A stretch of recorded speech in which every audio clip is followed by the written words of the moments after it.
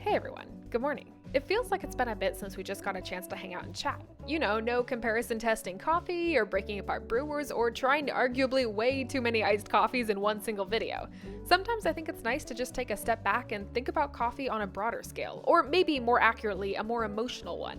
So for this morning, I'm bringing you with me again while I open up the cafe I work at. We've done this before, you probably know the drill by now, but I thought this time we wouldn't just talk about what I'm doing. You'd probably recognize most of those steps. Instead, I want to talk about the why and how I got to be doing it. I don't know, watching me open sounds a whole lot more interesting than me just talking straight to the camera, don't you think? But before that, this is my very smooth segue into getting cereal before I head out the door and also thanking our sponsor for today. Now, as we get ready for breakfast, I want to give a huge thank you to Care of for sponsoring today's video. You may have seen me partner with them before, but in case you forgot, with Care of, you'll be able to get 30 beautifully packaged daily servings of vitamins to fit you and your lifestyle each month. Not only is the packaging compostable, but each serving has some sort of fun fact or quote on it, which is a pretty good way to start the day if you're asking me. Now, when I got started with Care of, two of the things I was already working on were getting back into my fitness and improving my sleep. With this info, Care of recommended things like fish oil, iron, and because I'm a sad, sun-deprived Oregonian, vitamin D. And even though I'm usually fending off my cats during breakfast, Care of makes it incredibly easy to get started on the right foot each day.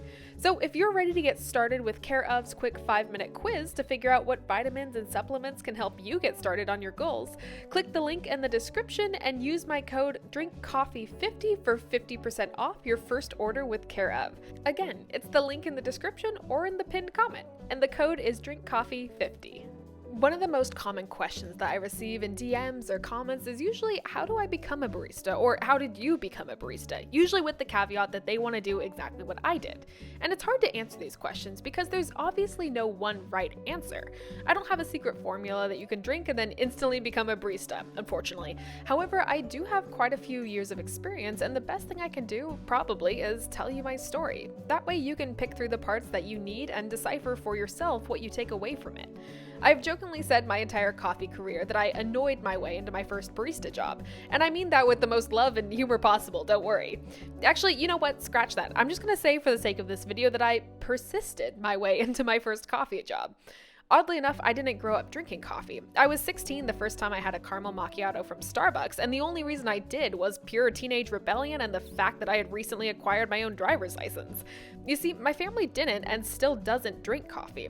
And of course, while they love and support what I do and the content that I make, it's still something that's overall very different from what they know and from what I knew growing up. I think that's what initially drew me to coffee shops, the fact that they were something that was just mine. And more than even that, they were a special place of bustling customers, outrageously hip baristas, and challenging menu items that I tripped over myself trying to pronounce. It didn't take me too long to get from the caramel macchiato to a traditional espresso, which, by the way, I did not enjoy it the first time I had it. I think there's this kind of lie that people are just naturally born coffee drinkers, and that is not always true, I can tell you from experience myself. Anyways, but after that, I had it set in my mind that I was going to work at one of these coffee shops. So I applied. I applied as a high schooler with a minimal amount of availability, no relevant job experience, and barely any knowledge of what the difference between a latte and a mocha was. So I'm sure you can guess what happened next. I was promptly declined, but in a very nice, almost pitying, try again later kind of way. So I did the only thing I could think of. I made that coffee shop my second home. You know that stereotype about the starving artist writing the next great American novel day in and day out while parked at a coffee shop?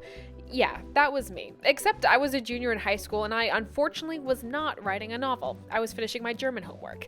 But all that time spent studying, meeting friends, and making my way through the entire drink menu eventually paid off because it gave me the opportunity to, from a customer's perspective, understand what a coffee shop can mean to someone. I valued the way the baristas treated me when I asked a million questions that, in hindsight, probably seemed really obvious to them. The way that working behind the bar almost seemed like one big dance during rushes, and how there always managed to be a cute little piece of art on top of my latte. So finally, when I was in college, I applied again, this time with a little bit more relevant experience, a little bit more availability, and a whole lot more face time with the baristas. This time, believe it or not, I got that job interview that I'd been coveting for ages, and I was absolutely chomping at the bit to get started. I still had very little actual or practical knowledge about coffee and still had never had a barista position. Really, all I knew is that I liked mochas and I wanted to try my hand at latte art. But the lack of knowledge aside, it was ultimately my persistence in saying for years that I want to be a part of this space that snuck me into that first coffee shop. Okay, now let's pause here for a second, record scratch if you will, because I just talked about being a barista and getting hired as one through some very, very darkly tinted rose-colored glasses. It's true, I often romanticize my job because to this day, I love it, but that doesn't mean it's all fun and games. Heck, I started my online career by making 15-second videos making fun of some of the most ridiculous things that have happened at my work. There are many, many days where working in customer service is incredibly hard. You'll find some of the most kind customers, sure, but you'll also find some of the most ridiculous and vicious parts of human nature if I'm being totally honest. Customer service is one of the most tumultuous jobs you'll ever work.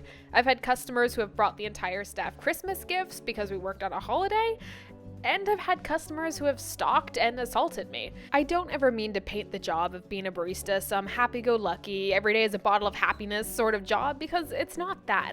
But to me, I think that's just kind of how life goes. Where there's good in something, there is almost always bad in it as well. And after doing this silly little job where I pour silly little tulips into silly little coffee drinks of various sizes, I found that, to me at least, the good greatly outweighs the bad. I remember when going to a coffee shop was a brief escape for me, somewhere that felt special and homey, somewhere where I got to learn about this strangely captivating drink without judgment, and now, many years later, ultimately it is still my goal to pass that experience on to others. Personally, when thinking about it, I really think it's why I haven't burned out of customer service yet, and why I still make videos chronicling the very specific experiences that you can only have at coffee shops. Experiences like explaining to someone that, no, I can't put your drink back under the steam wand, I'm gonna have to make you a new one.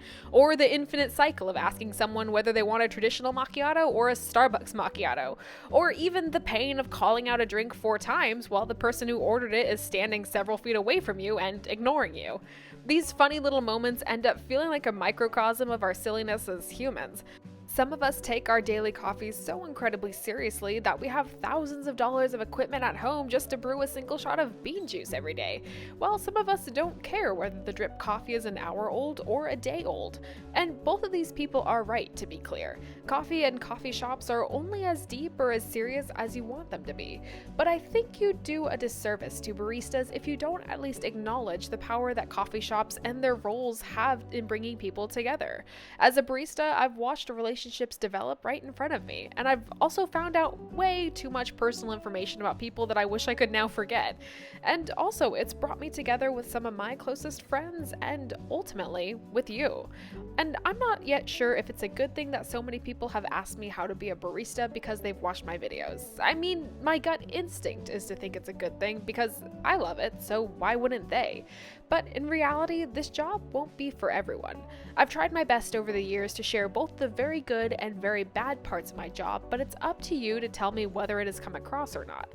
So if you're one of those people who has asked me how to become a barista, I hope this at least gives you something to think about while you decide what your next steps are going to be. Maybe you go apply now. Or maybe you have to spend some time at a local coffee shop you want to work at. Or maybe you decide the job might actually not be for you. Again, maybe this will help you, or maybe it won't. At this point, you've been listening to me talk for nearly 10 minutes, and for that, I commend you. Perhaps you're a coffee enthusiast who's watching this channel because, as the name hints at, we do talk and drink coffee quite a bit. Or perhaps you're a barista, or you again want to be a barista. Or maybe you're just wondering how the absolute heck I've managed to make over 1,000 videos about coffee in the past 2 years.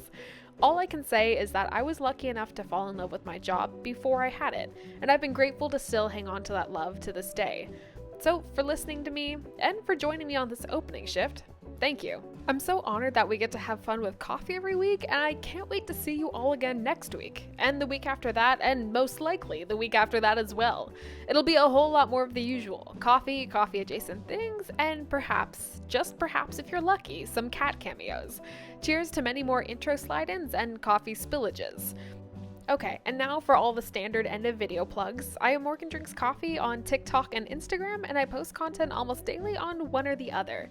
Head over also to my Instagram for all the latest stuff I'm working on, including a merchandise drop next week, which I'm very excited about. We've been working on this for a super long time. There are 2 different designs that I think you are gonna all like a lot, including maybe possibly aprons, since some people were asking about that. Anyways, I'm not saying if that's happening or not, but it might be, and if you go follow my Instagram, you might find out more about it sooner than other people do. Okay, I think that is all I have to plug, and with that, I am Morgan Drinks Coffee, most places on the internet, and I will see you next time. I hope you have a great, wonderful rest of your day. I hope you enjoyed this video, and with that, I'm just gonna let this fade out with some nice, relaxing music.